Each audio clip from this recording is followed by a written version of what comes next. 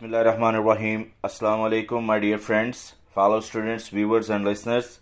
You are watching Sir Usman's YouTube channel, where you can have your best modern English grammar.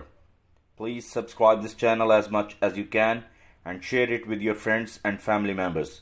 Today we are going to discuss the passive voice of past continuous tense in Urdu. आज हम past continuous tense का उर्दू में passive voice बनाना सीखेंगे। तो पहले हमने जो video बनाई है वो past continuous tense passive voice English to English है। अब ये ट्रांसलेट उर्दू से इंग्लिश पैसिव वॉइस की कैसे करते हैं पास्ट कंटिन्यूअस की, वो हम सीख रहे हैं। आप चीज़ इसमें एक याद रखें कि हेल्पिंग वर्ब जो इस्तेमाल होंगे वो वाज या वर्ड के साथ बीइंग का इस्तेमाल होगा। फॉर्म ऑफ वर्ब इसमें थर्ड लगेगी जिसे हम पास्ट पार्टिसिपल फॉर्म कहते हैं। वाज लगेगा सिंगुलर के साथ और वर लगेगा प्लूरल सब्जेक्ट्स के साथ, और उन दोनों के साथ बीइंग का इस्तेमाल किया जाएगा। और पास्ट पार्टिसिपल फॉर्म जिसे थर्ड फॉर्म बोला जाता है वो हर पैसिव वॉइस चाहे इंग्लिश का है चाहे उर्दू का है उसमें इस्तेमाल की जाती है।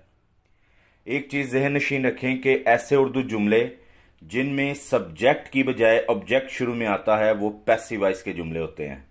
और ऐसे उर्दू जुमलों की अमूमन पहचान ऐसे अल्फाज से होती है जैसे उसे, मुझे, तुम्हें, हमें, उन्हें।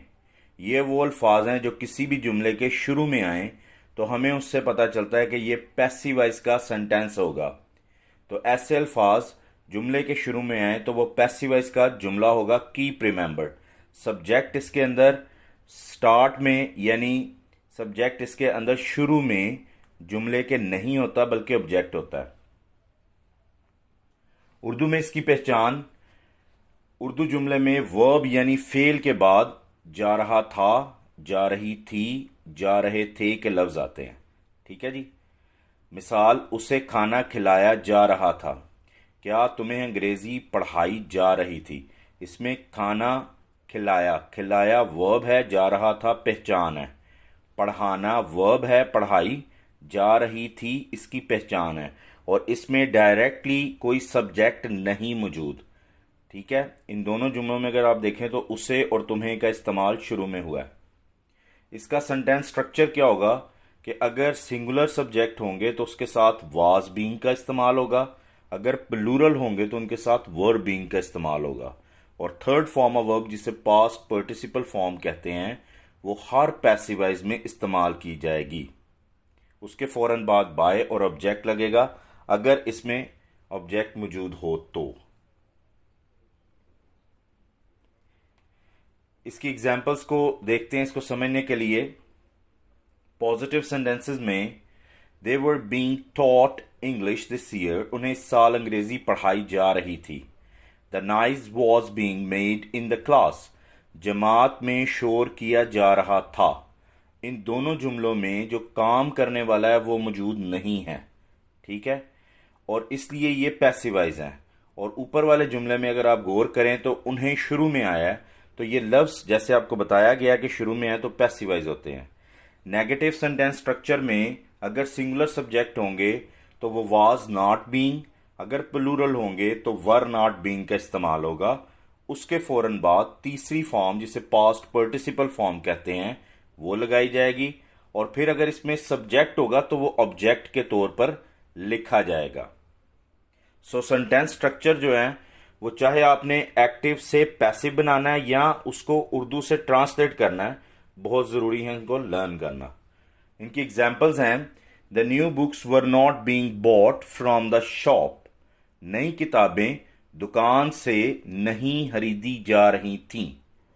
कौन खरीद रहा था उसका जिक्र नहीं है, यानी इसके अंदर सब्जेक्ट मौजूद नहीं है, काम करने वाला खुद मौजूद नहीं है, लिहाजा ये पैसिव वॉइस जुमला है। और पहचान भी बताई जा रही है। I was not being given medicine, मुझे दवाई नहीं दी जा रही थी। इंटेरोगेटिव सेंटेंसेस में क्या शुरू में आता है उर्दू में और आखिर में क्वेश्चन मार्क का इस्तेमाल होता है। जैसे इनमें सब्जेक्ट अगर सिंगुलर होंगे तो वाज उनसे पहले लगेगा, अगर प्लूरल होंगे तो वर पहले लगेगा और फिर सब्जेक्ट के बाद बीइंग लगेगा और फिर थर्ड फॉर्म ऑफ वर्ब जिसे पास्ट पार्टिसिपल फॉर्म कहते हैं वो इस्तेमाल होगी। अगर इसमें डायरेक्ट सब्जेक्ट मौजूद है तो फिर वो बाय के बाद इस्तेमाल होगा और एंड पे क्वेश्चन मार्क लगाया जाएगा। इसकी एग्जाम्पल देखते हैं। Were they being teased by you, उन्हें तुमसे तंग किया जा रहा था। Were the students being punished by the teacher, क्या तलबा को उस्ताद से सजा दी जा रही थी। अब इसमें दोनों जुमलों में अगर आप देखें तो सब्जेक्ट मौजूद है, लेकिन उनके साथ से का लफ्ज आया है, और ये सब्जेक्ट जो है वो शुरू में नहीं आए बल्कि जुमले के दरमियान में आए हैं, और जिन पर काम किया जा रहा था वो शुरू में है। डबल इंटेरोगेटिव सेंटेंसेस जो हैं वो डब्ल्यू से शुरू होते हैं, where, when, which, why, what, how, etcetera. ठीक है, उसको डब्ल्यू से डिनोट किया जाएगा। अगर उनमें सब्जेक्ट सिंगुलर है तो वो वाज लगेगा पहले, और अगर प्लूरल है तो वर लगेगा। फिर उसके बाद बीइंग, फिर थर्ड फॉर्म ऑफ वर्ब जिसे पास्ट पार्टिसिपल फॉर्म कहते हैं। अगर इसके अंदर सब्जेक्ट मौजूद है जो काम करने वाला दरमियान में है तो फिर बाय और उसके बाद ऑब्जेक्ट, वो ऑब्जेक्ट बनेगा और एंड पे question mark. Double interrogative sentences की एग्जांपल है, why were the new taxes being imposed, नए टैक्सेस क्यों लगाए जा रहे थे। अब इसको आप सेंटेंस स्ट्रक्चर के बिल्कुल मुताबिक इसके देख लें। डब्ल्यू के फौरन बाद हेल्पिंग वर्ब है, फिर उसके बाद जो हमने ऑब्जेक्ट सब्जेक्ट लिखा होता है वो है, फिर बीइंग है, फिर थर्ड फॉर्म है। अब चूंकि इसमें सब्जेक्ट मौजूद नहीं है दरमियान में, अगर ये लिखा हो कि नए टैक्सेस हुकूमत से क्यों लगाए जा रहे हैं तो फिर हुकूमत से एक सब्जेक्ट इसमें मौजूद होगा। उसके बाद बाय हु जो है वो बाय होम में बदल जाएगा। एक्टिव से जब पैसिव बनाएंगे तो हु बाय होम में तब्दील हो जाएगा। इसकी एग्जाम्पल है, by whom was the door being knocked at, दरवाजा किससे खटखटाया जा रहा था। ठीक है, ये बाय होम का जो मीनिंग है वो किस से है। ये सॉल्व्ड एक्सरसाइज है। Was a lie being told, क्या झूठ बोला जा रहा था। When was new film being watched, नई फिल्म कब देखी जा रही थी। Why was he being beaten, उसे सजा क्यों दी जा रही थी। I was being told a story by my grand mother, मुझे अपनी दादी अम्मा से कहानी सुनाई जा रही थी।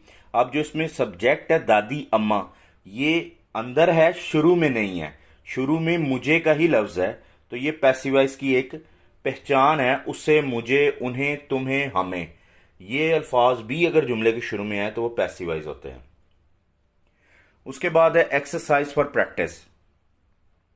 ये आपने करनी है। आपने जो पीछे सीखा है कि हमने वर्ब के बाद जा रहा था, जा रही थी, जा रहे थे पहचान है, वाज वर हेल्पिंग वर्ब है, उसके साथ बीइंग का इस्तेमाल होगा, और third form of verb active से पैसिव करें तब भी इस्तेमाल होगी। अगर उसका पैसिवाइज का इंग्लिश में ट्रांसलेशन करेंगे तब भी तीसरी फॉर्म जिसे पास्ट पार्टिसिपल फॉर्म कहते हैं उसका इस्तेमाल किया जाएगा। लिहाजा आपसे ये इल्तमास है कि इसको अच्छी तरह वीडियो को पूरी देखें और इसको ट्रांसलेट करने की कोशिश करें। In the end, I would like to say that if you do not understand what I taught you in this video, you can write me in comment and hopefully I will give you the satisfactory answers. So, thank you very much for being watching my video and for keeping in touch with me. And I hope that this relationship will go very long, and we are going to make the next video on the next topic inshallah, hopefully very soon. So thanks a lot in the end.